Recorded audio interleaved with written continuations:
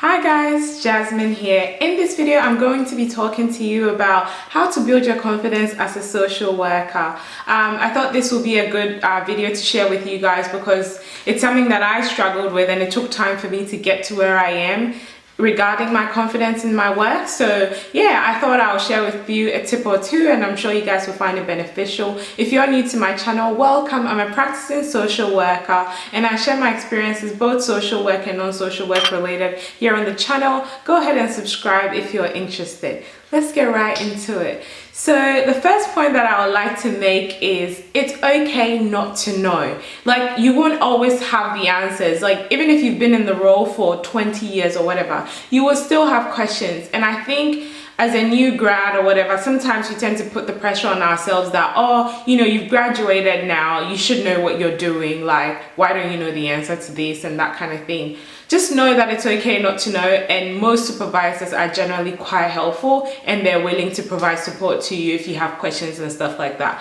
So don't put that pressure on yourself. Try and accept that it's okay not to know. You're only new, you're only starting, you're not going to have all the answers, and that's okay. That ties into my next point. It's okay to ask questions. Make use of your colleagues, make use of your supervisor, make use of people that are around you, and just ask questions when you don't have the answer. And I definitely encourage you to get into a role that has a team, you know, if it's your first job as a social worker, because that really helps. You can sort of bounce off each other rather than going into a role that requires a lot of independence, because that can be quite tricky. My next point is to know your role. I have done a video talking about different titles that social workers go by.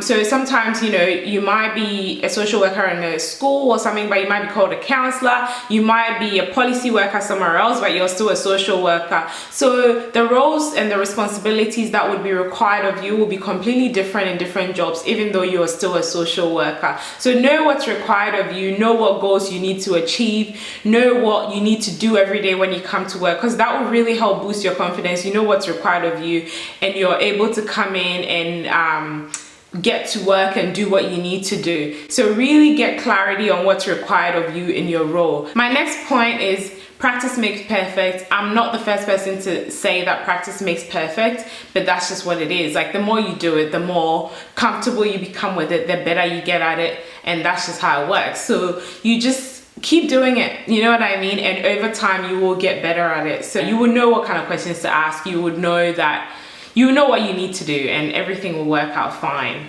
My last point is you need to acknowledge that listening is such a big part of your role. I think that as social workers, we deal with real life problems, so you won't always have the answer. And sometimes just being able to nod, just making sure that the client is aware that you're there for them, showing that you care, is enough. And sometimes they can even pick up on your vibes. You know, they know that you actually genuinely care for them. They might be socially isolated, or they might not have someone who listens to them like you do. So that in itself is such a powerful tool in supporting clients. So just be aware of that, because sometimes I think as a new social worker, you might think that you need to have the answers to everything and you need to be able to solve every problem that the client presents with. But chances are that's not going to happen, because as I said, we deal with real life problems. So a lot of the time you might not have all the answers. So just be aware of that and just know that it's okay that you're listening and it's okay that you're being there for the client, and that would make a massive impact. That is pretty much it, guys. Do you guys have any other tips around being confident in the work that you do that I didn't share in this video? Definitely leave it in the comment section below. If you guys have comments around what kind of videos you would like to see from me, leave it in the comment section below, and I guess I'll see you in my next video. Take care, guys. Bye.